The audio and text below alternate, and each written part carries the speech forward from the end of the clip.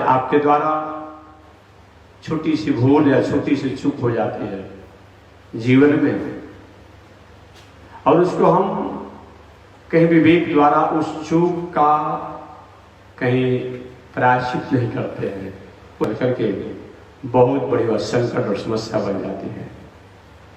आत्मदेव जैसे बहुत बड़े विद्वान ज्ञानी विप्र ब्राह्मण सदाचारी भी थे, ज्ञानी भी थे, धनवान भी थे, वैभवान भी थे।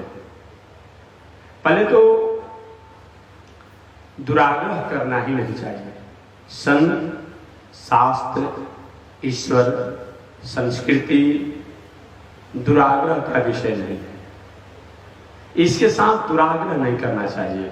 संत के साथ, शास्त्र के साथ, संस्कृति के साथ, ईश्वर के साथ ये दुराग्रह नहीं करना चाहिए। आप माने आग्रह और दुराग्रह में क्या अंतर है? आग्रह का मतलब होता है जो शास्त्र की परिपाटी हो, मर्यादा हो, आज्ञा हो, उसमें अपने जीवन और जीवन की दिनचर्या को जीना, ये तो शास्त्र का आग्रह है, इसके अनुसार होना चाहिए। दुराग्रह का मतलब कि शास्त्र की जो आज्ञा है उस आज्ञा को अवहेलना करके अपने मनमाना ढंग से मन में जो आवे उसके उस नया एक पंथ और मार्ग निकाल लेना, यह दुराग्रह है। जैसे आजकल कुछ लोग कहते हैं कि शंकर जी के मंत्र ले लेंगे, काली जी का मंत्र ले लेंगे, दुर्गा जी का मंत्र ले लेंगे, भैरव जी का मंत्र ले लेंगे तो कुछ भी खाएंगे तो कोई फर्ज नहीं। ये दुराग्रह है। ऐसा आपने कोई पढ़ा है क्या जी? हम तो शिव पुराण में नहीं पढ़े हैं, हो सकता आप पढ़े होंगे। हम तो देवी भागवत में नहीं पढ़े हैं, दुर्गा सप्तशती में हम नहीं पढ़े हैं। ऐसा लोग कहते हैं अपने आप में, यही दुराग्रह है कि शास्त्र की बातों को नहीं समझने के कारण, शास्त्र के भावों को नहीं समझने के कारण हम अपने मनमाना ढंग से जो आचरण को करते हैं, लोगों से कराते हैं, यही क्या है? दुराग्रह। हमेशा मैं निवेदन करता हूं, कुछ दिन पहले बहुत जोड़ पकड़ा था, एक नया पंथ आया था कि समोसा पकौड़ी खाएंगे तो लाखपति करोड़पति बन जाएंगे। भला ऐसा होता है क्या जी? और बताइए, ये कौन सा धर्म है भाई? ये कौन सा धर्म है? ये काहे का धर्म है? इस धर्म से क्या होने वाला है? ऐसे दुराग्रह है। दुराग्रह का मतलब जो शास्त्र की आर्टिकल है, जो शास्त्र की व्यवस्थाएं हैं, जो शास्त्र के वाक्य हैं, उनको क्रॉस करके, उनको दरकिनार करके अपने मनमाने ढंग से उन शास्त्र के नाम पर कहीं गलत मार्गों द्वारा जीवन को जीना, ये अच्छी बात नहीं है। जय शास्त्र विधि मुत्सृज्य वर्तते काम कारव, न सिद्धि न वापनोति न सुखम न परांगति। जो शास्त्र की विधि को त्याग करके कितने भी अपने आप में ऊंचाई पर पहुंच जाए, उसको न शांति मिलती है, न सुख मिलता है, न आनंद मिलता है। ये बता गया। आत्मदेव जी बहुत बड़े ज्ञानी थे, अच्छी बात है, बहुत बड़े ज्ञानी थे, सदाचारी भी थे, धनवान भी थे, प्रतिष्ठावान भी थे, वैभववान भी थे। परंतु आत्मदेव जब संत के पास गए, कथा कल विस्तार से मैंने बताया था, जब संत के पास गए, संत ने कह दिया कि देखिए आपको पुत्र का योग नहीं है, पुत्र का होने का प्राप्ति के आप प्रयास मत करें।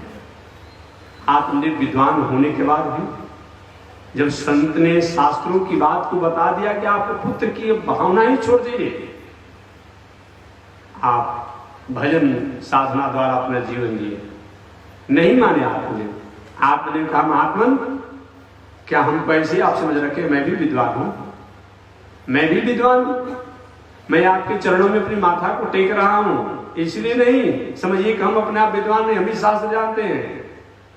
आप हमें पुत्र प्राप्ति का आशीर्वाद दें, तो आपके सामने आपके देखते देखते मैं मृत्यु को प्राप्त करूंगा और आपको मेरे मरने का पाप लगेगा। यही दुराग्रह हो गया। महात्मा ने कहा सुनो ब्राह्मण, तुम दुराग्रह कर रहे हो, मेरी अवज्ञा कर रहे हो, चलिए तुम्हारी दुराग्रह की भावना में मैं आ रहा हूं, लेकिन इससे तुम्हारा मंगल नहीं हो। और उन्हें फल दिया, फल ले जाओ अपने पत्नी के दे दो और भगवान चाहे तो पुत्र हो जाएगा। दिए, सही में उसकी पत्नी फल भी नहीं खाई, आत्मदेव की धुंधली और गोप को दे दिया। कल विस्तार से मैंने बताया था। गाय को अपने आप में सुंदर संतान हुआ, जो और शरीर तो था पुरुष के समान और कान जो था गाय के कान के समान था। इसलिए संत द्वारा दिए गए फल जो आत्मदेव को प्राप्त हुआ, जो अपनी पत्नी को दी खाने के लिए, पत्नी ने नहीं खा करके कुतर्क करते हुए और उस फल को अपने गाय को दे दिया। इस गाय को समय से बच्चा हुआ, बछड़ा हुआ, अपने आप बछड़े के ही रूप में अपने आप हुआ, लेकिन वो पुरुष रूप में हुए, पुरुष सदृश हुए अपने आप में। भले ही गाय द्वारा अपने आप प्रकट हुए, लेकिन पुरुष हुए अपने आप में, जिनका केवल कान ही जो था वो गोकर्ण के समान था, माने गाय के कान के समान था, और तो उनका नाम भी रख दिया गया गोकर्ण। गो माने गाय होता है, गाय के कर्ण के समान कान होने के कारण उनका नाम रख दिया गया गोकर्ण। इधर जिस धुंधली ने चालाकी से, अल्लाह की क्षमा कर दीजिएगा, ये मेरा विषय नहीं है, आज भी लोग चालाकी से पुत्र प्राप्त हो रहे हैं। डॉक्टर जब अपने आप जवाब दे दिया, तब तक नहीं महाराज जी किसी तरह से डॉक्टर साहब कोई तो उपाय करना पड़ेगा, तो डॉक्टर साहब ही अब समझते ही हैं, सब कुछ रखा रहता है अपने आप में, हैं? अरे उसे तो अपना भाई का लड़का ही ना ठीक है जी, और किसी को गोद ले लेता तो अच्छा होता। वो कहाँ का है, कौन है, कैसा है और कैसा तेज अपने आप पे क्या है, उसके द्वारा संतान होकर क्या हो जाएगा, क्या होगा उसे कुछ होने वाला है? दुनिया के भले तुम जना दीजिए कि हमारा पुत्र हो गया, नहीं, वो चालाकी द्वारा जो हो रहा है संतान अपने आप में, वो अच्छी बात नहीं है, अच्छी बात नहीं है। जब डॉक्टर एक बार जवाब दिए कि नहीं, उम्मीद नहीं है, लेकिन आप उसे बार बार दुराग्रह करते हैं, तो भी कहीं से इधर उधर अपने आप कुछ है जो व्यवस्था कर देता है। आजकल के मेडिकल साइंस की तकनीकी द्वारा वो व्यवस्था कर दे रहा है। ये केवल अपने आप में ये सब के फार्म नहीं है, मुर्गे के और कबूतर के फार्म नहीं है, वो भी अपने आप में दवा में, मशीन उपकरण में उसको रखा जा रहा है, और जो ऐसे लोग हैं उन पर स्थापित कर दिया जाता है, प्रत्यारोपण कर दिया जा रहा है। वो ऐसे बेटा से क्या फायदा है? 4 भाई हैं, उसमें एक भी अपना भाई का एक भी पुत्र हो गया, सभी लोग पुत्र वाले हो गए। शास्त्र से, शास्त्री से नाम करते कम पुत्र नहीं है, तो हमारा कर्म धर्म कैसे चलेगा?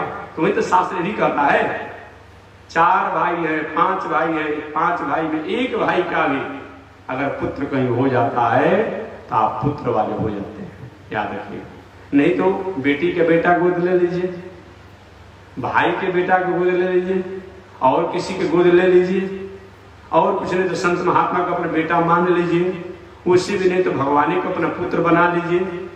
लेकिन वो सब जो आज के जो आर्टिफिशियल अपने आप में जो हो रहा है, उथल पुथल द्वारा जो अपने आप संतान प्राप्ति की जो प्रक्रियाएं जो हो रही है प्रत्यारोपण द्वारा, ये अच्छी बात नहीं है। इसे यहाँ का लोग और वहाँ का लोग दोनों से आप अलग कोई मतलब नहीं, और विशेष मन से कहने की आवश्यकता नहीं है, क्योंकि आप लोग पढ़े लिखे हैं, लेकिन ये अच्छी बात नहीं है। बात समझ लीजिए, धुंधली को फैला हुआ लड़का तो हो गया धुंधकारी, लेकिन धुंधकारी द्वारा मिला क्या उसको?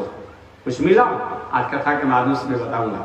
इसलिए मैं शास्त्र की एक बात निवेदन कर दूं, रोज कुछ न कुछ लोग आते हैं कि महात्मा जी हमें संतान नहीं है। देखिए, संत हो महात्मा हो, किसी के कहने से न कोई संतान होगा ना, ठीक है। आशीर्वाद का मतलब क्या होता है?